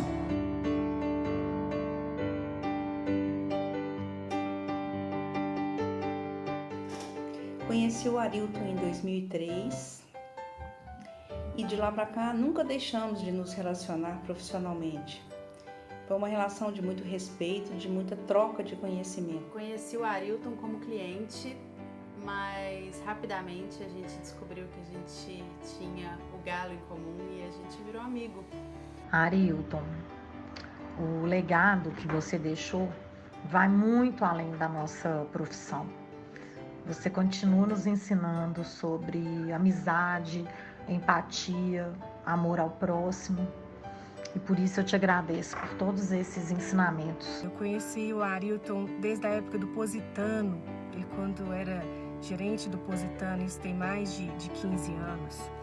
Então ele sempre com um bom caso, né? Sempre boas histórias, que ele era uma pessoa muito feliz, muito adorável. Era muito bom conversar e negociar com o Arilton.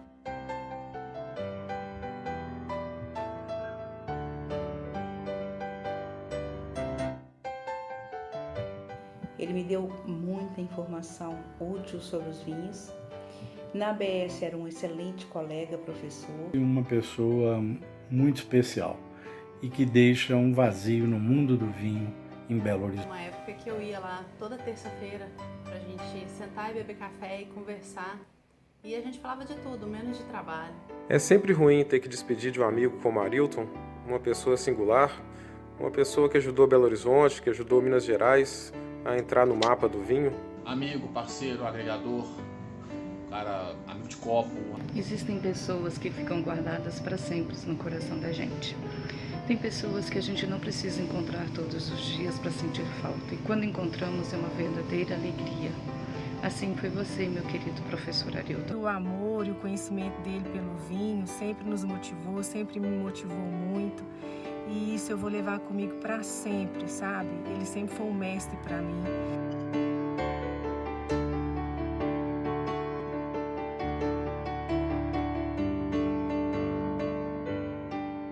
Muito obrigada pela convivência durante esses 17 anos e que Deus o receba com todo amor e carinho que você merece. Muito obrigada, Professor. Fica em paz.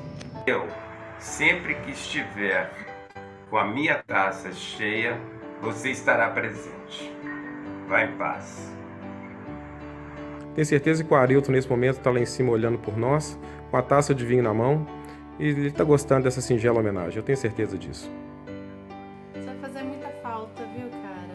Esteja em paz onde quer que você esteja e com Deus. Com todo o respeito que eu sempre tive pela pessoa do Arilton e um carinho enorme, eu vou levar para mim essa saudade desse relacionamento, dessa amizade que nós tivemos, né? E isso está eternizado no meu coração. Amigo, parceiro, e com muito trabalho e esforço, conseguimos criar em Minas a ABS.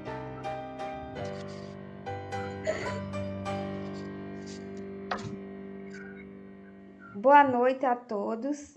Meu nome é Francis, eu sou esposa do Arilton e juntamente com a minha filha Camila e a Maria Clara, nossas duas filhas, eu vim aqui agradecer a todos pela ajuda de vocês. Muito obrigada a todos, muito obrigado mesmo. Que Deus abençoe a todos que estão me ajudando muito, muito mesmo. Muito obrigada a todos. Muito obrigada a todos.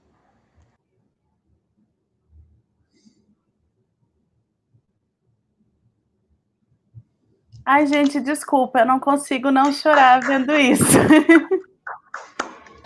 Agora a gente volta com a voz aí um pouquinho embargada, né? Eu quero fazer só mais um depoimento sobre o Arilton, que eu lembrei aqui agora, né? Não tinha como esquecer, porque por mais que o momento é um momento de despedida e muito triste, a gente lembra de muita coisa boa, né, cara? Porque esse cara conseguiu fazer um trabalho muito bacana no cenário mineiro para profissionais de vinho e em termos de amizade também, né? E vou falar só uma coisa aqui para quebrar um pouquinho esse clima, porque teve uma época que eu e o Arilton, a gente ia no Mineirão quase que todo jogo do Galo. E falar uma coisa para vocês, eu e o Arilton, a gente nunca viu o Galo ganhar um jogo sequer. Até o dia que a gente combinou, eu falei assim, nunca mais a gente vai para o campo junto. E aí, a partir daí, o Galo começou a ganhar. Então, até para isso, eu agradeço ao Arilton. Oi, gente, a escolha da música não foi à toa. Eu já tinha pensado nessa música. A Cíntia, que é a mãe da Malu, que editou o vídeo, tinha pensado nessa música. E aí a gente foi perguntar para a Francis, que é a esposa dele, e ela falou o hino do Galo. Aí a gente falou, vamos achar o hino do Galo instrumental para botar nesse vídeo, então. Mas, ai, gente, olha, é uma pessoa... Acho que a Palestina falou, você não precisa falar todo dia para sentir falta. A última vez que eu conversei com o Arilton foi quando o Galo foi líder do campeonato do Brasileirão, e a gente falou, espero que dure, porque essa nossa reação era isso. Eu tô de preto e branco hoje, não é à toa. A nossa relação era o Galo. Então, assim, sempre foi. Não vou embora que tem o sorteio. Ô, Ana e Gustavo, o Murilo está perguntando aqui qual que é a diferença entre os vinhos do Porto, colheita e vintage. Bom, pode falar.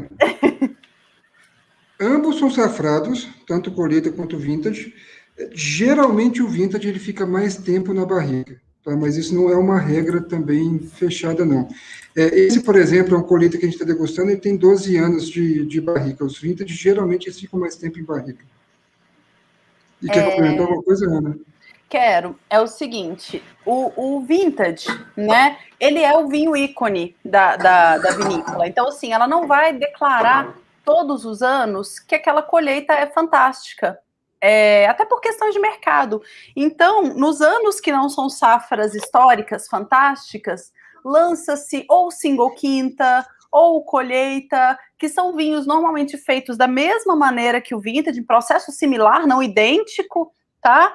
Mas é o vinho premium dele fora das safras declaradas como vintage. A diferença aqui é que esse aqui, ele tá num estilo, né, Tawny, porque ele passou 12 anos em barrica. O Gerson Lopes perguntou, né, quando que ele foi engarrafado em 2010, então, na verdade, foram 14 anos, né, que ele é 96, então, assim, ele teve esse contato com oxigênio muito grande, que talvez um vintage não teria. O vintage estaria mais vermelho, mais vivo, né, por ter sido engarrafado um pouco antes.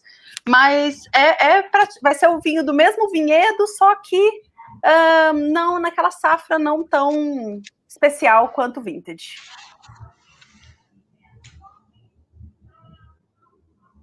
Mais alguma pergunta, Léo? Ou vamos para o nosso sorteio? Não, tudo certinho, podemos partir para o sorteio. Você já está com a lista aí? Conseguiu ver que eu te mandei? Deu um probleminha aqui técnico no começo. Gente, como é que a gente vai fazer? Eu vou compartilhar minha tela aqui agora. A gente vai fazer pelo sorteador, que é um site, tá? A gente vai colocar os números de 1 a 600 e a gente vai sortear automaticamente, ok? Então, só um minutinho para eu compartilhar aqui o sorteador. Ana, não chegou aqui, não. Confere para mim, por favor, se saiu do seu pelo WhatsApp. Para mim aqui já está enviadinho. Tá, vamos ver se aparece aqui. Deve ter atrasos. Só um minutinho, tá, gente? Hoje a tecnologia resolveu pregar umas peças na gente, né? Gente, originalmente, então, nós tínhamos, né, 20 kits, chegaram mais 3 kits extras, então nós temos 23 kits para poder sortear, tá? Eu estou só preparando aqui, então, o sorteador para a gente poder...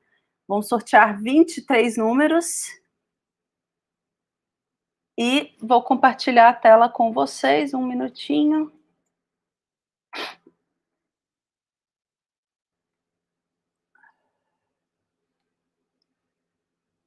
E a gente já faz, então, o nosso sorteio.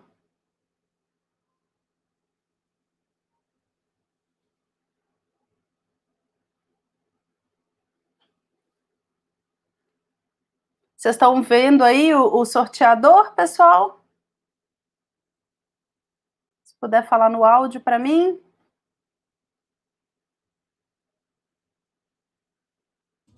Sim? Sim, tá vendo. Tá vendo. Ok.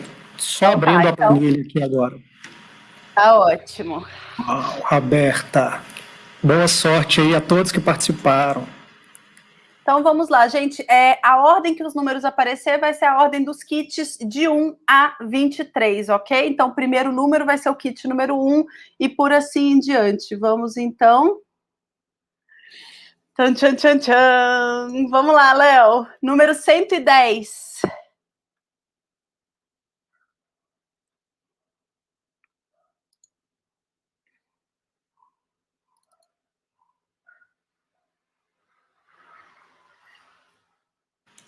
Desculpando, eu estava mutado aqui. 110, Andréia Borges.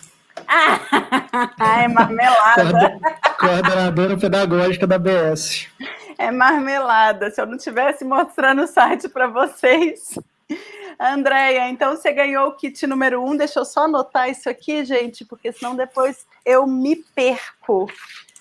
O kit número 2, número 5. Número 5 foi a Sandra. Sandra W7, só para você saber que é você. Kit 2, número 5. Kit 3, 246. 246. Foi a Poliana. Qual Poliana? Poliana com Y? Com LL e Y. Poliana, Poli, você então, amor. Poli da Premium, ganhou o kit número 3. Kit número 4, 439. Foi o Neuber Ferrari. Neuber, parabéns, Neuber. Kit número 5, 121.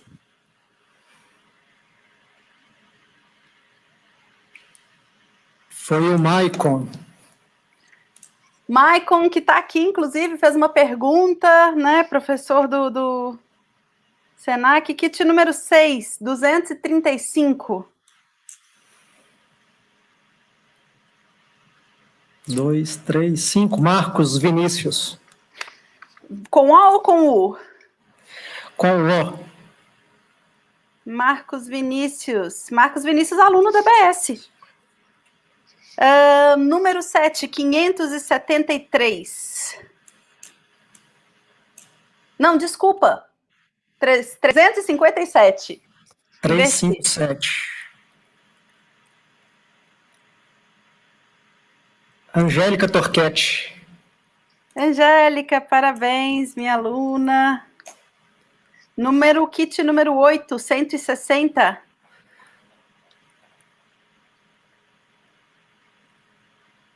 Ângela Saldanha. Ângela, parabéns. Você está marcando aí na planilha quem está ganhando, Léo, para a gente não se perder depois se eu notar alguma coisa errada? Estou. 160, então 9573. Tânia Lage. Tânia Lage. Opa, minha sogra. Número 10, 191.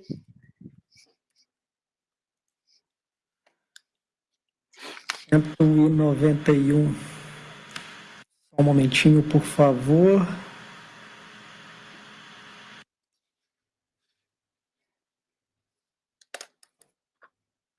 Júlio Anselmo. Tá aberta aí sua planilha também? Tá. Júlio Anselmo, parabéns, Julinho. Vou marcar aqui. Exatamente, Júlio Anselmo. Pronto. Kit número 11, 479.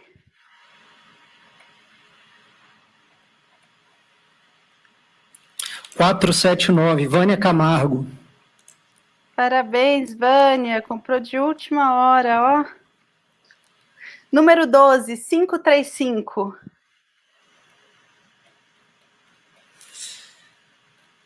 535, né? Janaína Abiaquil. Janaína. Kit número 13, o contrário, 353.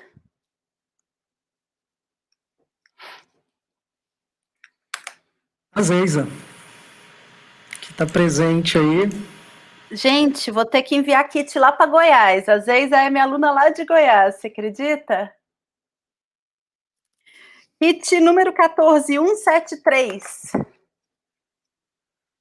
Júnior Ribeiro. Júnior, da Casa do Porto.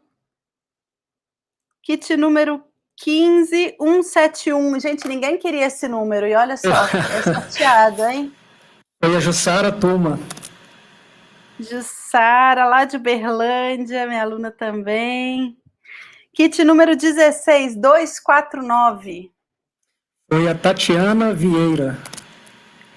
Achei que era minha irmã, quase. 17491. Foi o Pedro Ribeiro. Pedro, parabéns. Kit número 18266. Foi a Júlia Campos, 266. Júlia Campos. Kit número 19220. Foi a Lauriane. Lauriane. Ai, gente, eu tô recebendo tanta mensagem de gente falando que chorou junto com o vídeo. Que bonito isso. Kit número 20, que era para ser o último, mas não é mais o último. 336. 336. Ana Maria Botelho. Ana Maria Botelho. Ana quase que não participou, mas está tudo bem agora. Kit número 21, número 77. 77 foi a Beatriz. Bia, você, sei que você está aí também, já vi você aí. 22262. 262, Fábio Coutinho. Fábio, parabéns, está na degustação ainda, ganhou prêmio. E o 23361, o nosso último prêmio. O último número, Beatriz. Bia de novo? Nossa Senhora, vai ser sortuda. Gente, só para mostrar para vocês aqui, ó, nós temos kits da Mistral, né? Todos os kits estão aqui bonitinhos. Nós temos esses kits lindos que a Lenda Portuguesa mandou para a gente, com a caixinha de madeira, para os colecionadores. Tem muita coisa aqui para vocês, viu? Tem livro, tem vinho, tem tábua, tem ecobag. Espero que todos tenham gostado muito dessa nossa noite. Eu tô que não caibo dentro de mim de alegria, eu tô muito emocionada, mas é triste, mas é bonito de se ver esse apoio todo, de todo mundo vindo ajudar a família do Arilton, homenagear o Arilton. De verdade, assim, eu queria agradecer muito a todos vocês, quem ajudou na organização dessa loucura toda, porque a gente fez isso tudo em uma semana, né? Obrigada pelo Gustavo de aceitar o convite de última hora, de cair de paraquedas e topar sem nem perguntar o que ele ia fazer. Obrigada, Renato Costa, a Andréia da BS, a Márcia, o Léo, o Gustavo, já falei. Gente, meu marido que mexe com TI fez mundos e fundos. A Tuca da Assemblage, que buscou tudo quanto é vinho, buscou garrafinha, fez toda a logística. O Ronaldo Alves, não sei se vocês conhecem, garçom, sommelier daqui de BH, não sei nem se é sommelier, mas enfim, que entregou todos os kits pra gente na raça, enfim, todo mundo que se doou um pouquinho para fazer isso acontecer. Eu queria agradecer vocês todos por acreditar nisso e ajudar a Francis. A Francis não está vendo aqui ao vivo, ela está trabalhando, mas as filhas dela estão. Então, Camila, Maria Clara, fiquem bem. Sei que é difícil perder o pai, mas o que a gente puder fazer por vocês sabem que vocês têm essa rede inteira de gente que gosta muito de vocês. Mais alguma coisa, meninos? Só isso, eu gostaria muito de agradecer a vocês dois, Ana, agradecer imensamente pelo convite para poder participar desse projeto, foi muito gratificante, agradecer cada um de vocês que aderiram, cada um de vocês que, seja pela rifa, seja pela degustação, a gente sabe que o objetivo aí é a solidariedade, e ficou claro que o universo do vinho, ele é uma comunidade. né? E que essa união de forças aí, a gente sabe que vai levar um pouquinho de conforto para uma família numa hora dessas, né? Então, muito obrigado mesmo. Foi uma semana intensa, mas uma semana muito linda. Muito obrigado a todo mundo. Gente, agradecer o convite, foi uma honra participar desse momento, sabe? Como a Ana falou, quando me chamaram, e eu nem sabia o que eu ia fazer, mas independente do que fosse fazer, um convite desse não se nega, ainda mais para uma pessoa tão querida como foi o Arilton, né? E concordo com o Léo, Vinho para socializar, Vinho veio para o mundo nessa intenção, Vinho veio para aproximar pessoas, e eu acho que aqui ele deu o exemplo para que ele vive, né? Para que ele veio. É isso, gente. Boa noite, saúde a todos. Né? Se cuidem, vai passar. Vai passar, gente. Até o nosso próximo encontro pessoalmente, né? Todos aqui. Muitíssimo obrigada a todos. E essa gravação vai ficar aí no YouTube para quem quiser ver. Podem divulgar. Até mais. Um brinde, Arilton.